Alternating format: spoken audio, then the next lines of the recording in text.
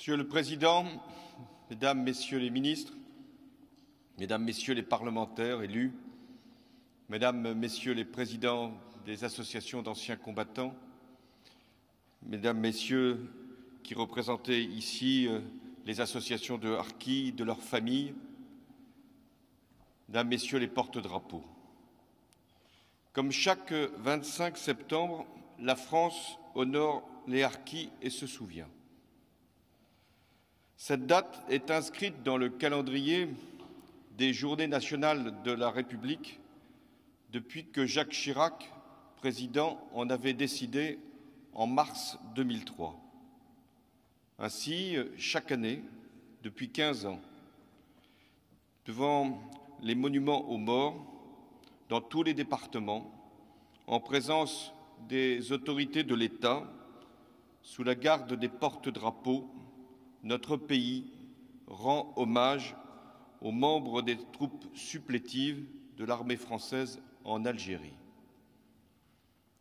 Car les harkis, puisque c'est leur nom, ont été des combattants de la France, engagés et prêts au sacrifice suprême, mais des combattants qui furent privés de la protection de la France au lendemain de la guerre d'Algérie et dont l'abandon ne fut jamais pleinement reconnu par la République.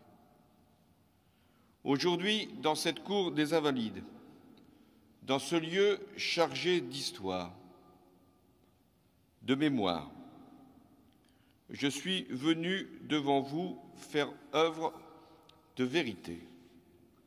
La vérité, elle est implacable. La vérité, elle est cruelle. Pendant la guerre d'Algérie, pour contrôler un territoire de plus de 2 millions de kilomètres carrés qu'elle ne pouvait pas soumettre, l'armée française a recruté des supplétifs parmi la population. Plus de 200 000 hommes ont alors servi sous l'uniforme français.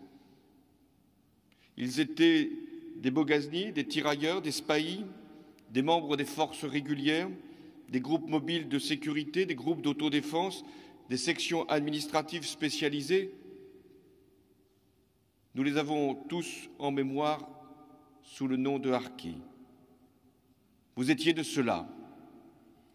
Vous étiez mis sous le drapeau tricolore. Et ce choix a lié à jamais votre destin à celui de la France. Lorsque le cessez-le-feu a été signé le 19 mars 1962, à la suite des accords d'Évian, ces harkis, c'est-à-dire vous, aviez confiance en la France, parce que vous vous étiez battus pour elle, et vous n'imaginiez pas qu'elle puisse vous abandonner. C'est pourtant ce qui s'est produit. Le gouvernement de l'époque a refusé d'organiser le rapatriement des harkis vers la métropole. La France a alors manqué à sa promesse. Elle a tourné le dos à des familles qui étaient pourtant françaises. Beaucoup, désarmés, furent livrés à elles-mêmes et sacrifiés. D'autres espéraient en la France pour être reçus. Débarquèrent malgré les instructions officielles,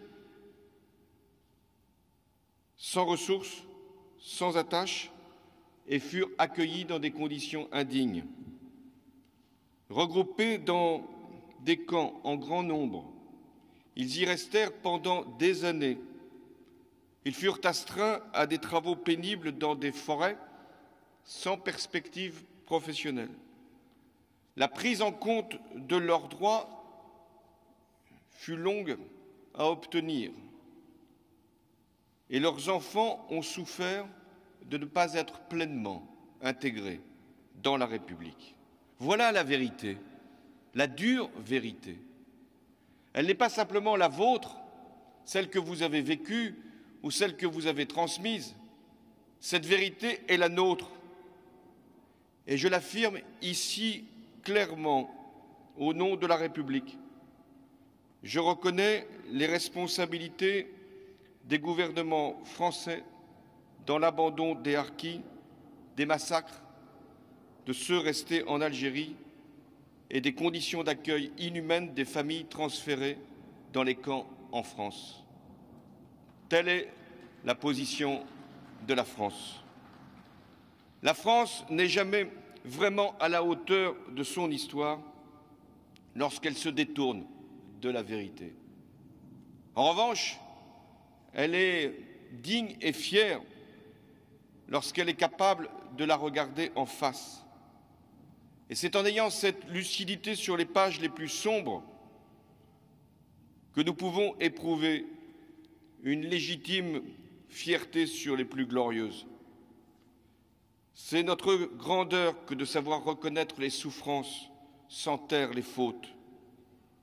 Des blessures, ces blessures, vous les portez encore, car la République a mis du temps, trop de temps, pour réparer.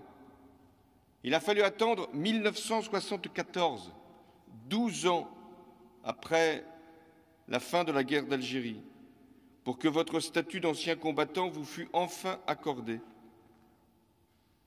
Je veux rappeler que pour les harkis restés en Algérie, il a fallu attendre 2010 pour qu'il en soit ainsi.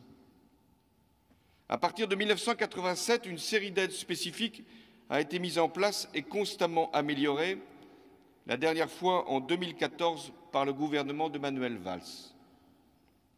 De même, il a fallu attendre la loi du 11 juin 1994 pour que la République française témoigne sa reconnaissance envers les rapatriés, anciens membres des formations supplétives ou assimilés, ou victimes de la captivité en Algérie pour les sacrifices qu'ils ont consentis.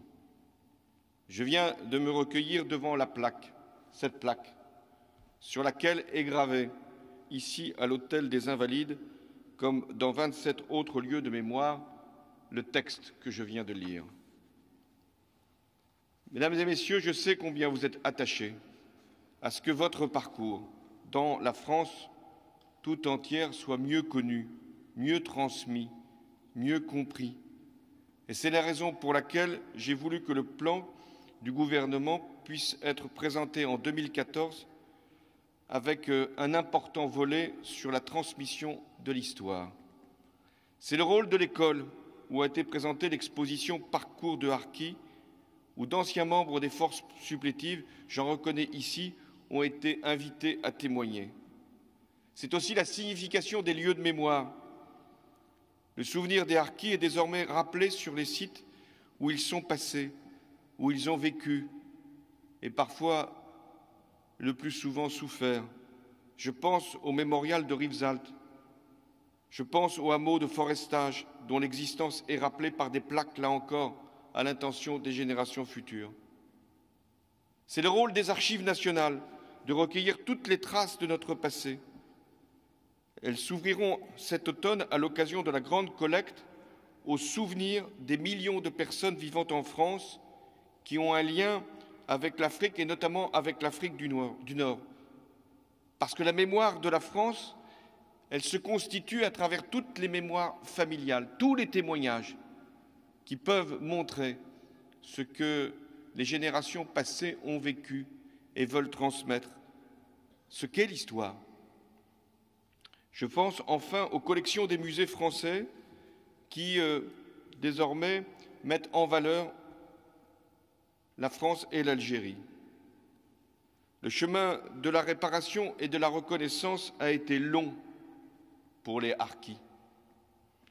Il a fallu que vos associations interviennent constamment auprès des pouvoirs publics. Il a fallu aussi que vos enfants, parfois vos petits-enfants, prennent à leur tour la parole et parfois s'insurgent. Il a fallu que vous mobilisiez toute votre énergie pour que la France vous entende et vous accorde ce qu'elle aurait dû vous donner depuis bien longtemps. Et d'abord, la reconnaissance et la réparation. Je veux saluer vos associations. Leur nombre témoigne de la diversité de vos itinéraires. Elles sont aujourd'hui des partenaires essentiels pour les pouvoirs publics, avec lesquels le dialogue est constant, régulier et fructueux. Dans toutes les régions, une instance existe, présidée par le préfet. Au niveau national, vos représentants sont écoutés, c'est le G12 Harki. Je l'ai accueilli à l'Élysée, c'était le 4 juillet 2014. Le Premier ministre vous a reçu à l'hôtel Matignon cette semaine. J'ai d'ailleurs une pensée pour l'un des vôtres, Abdelkrim Klech, qui était présent lors de ces deux rencontres et qui nous a quittés cette semaine. Il avait lutté pour faire entendre la voix des Harkis. Il avait plusieurs fois mis sa santé en danger pour témoigner, pour protester. Il fut un infatigable militant de la reconnaissance. Les Harkis et leurs descendants n'ont jamais voulu autre chose que la République, que l'égalité, qui vaut pour tous dans notre pays, quelles que soient ses origines, ses parcours, sa couleur de peau, ses croyances, dès lors qu'ils sont tous des enfants de la République. Égalité, égalité des droits, égalité des chances, égalité aussi au nom de l'histoire, que chacun est fondé à demander quand son histoire a été blessée. Je sais ce qu'est encore trop souvent la douleur des discriminations qui doivent être inlassablement combattues car elles contredisent la promesse même de la République. Les Harkis, leurs descendants le savent bien, ils l'ont connu, ils la connaissent encore, ces discriminations, les préjugés, le racisme, l'ignorance, l'intolérance. Mais les Harkis aussi sont fiers. Et la France est fière aussi de la réussite de leurs enfants et de leurs petits-enfants. Aux fonctionnaires, chefs d'entreprise, médecins, professeurs, artistes, ils donnent à la France le meilleur. Et grâce à vous, ils ont enrichi notre pays.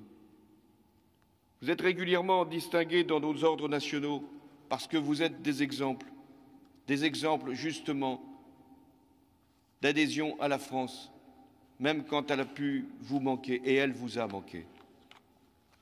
Mais une des leçons que nous devons retenir, c'est que le passé, aussi douloureux soit-il, n'interdit jamais l'avenir, et que c'est l'avenir que nous avons à préparer. Mais pour qu'il soit commun, cet avenir, pour que nous puissions le partager avec ses réussites, avec ses espérances, nous devons être lucides sur notre histoire et notre passé. La reconnaissance de la responsabilité de la France est un acte symbolique qui fait avancer la paix des mémoires, de toutes les mémoires de la guerre d'Algérie, de ces mémoires blessées. Elle les réconcilie sans les confondre, mais surtout sans les opposer. Tant de nos concitoyens restent liés à l'Algérie par leur histoire familiale, par leurs souvenirs, par les liens qu'ils continuent d'avoir avec ce pays ami. La grandeur est toujours du côté de ceux qui réparent plutôt que ceux qui séparent. Cette reconnaissance, celle que je viens de faire, c'est un acte de confiance de la France pour la France. C'est ce qui nous permet de vivre ensemble. Voilà pourquoi je tenais, en ce 25 septembre 2016, à venir ici, dans cette cour des Invalides, devant vous, exprimer la vérité telle qu'elle fut et la responsabilité telle qu'elle doit être reconnue, pour que vive la République et vive la France.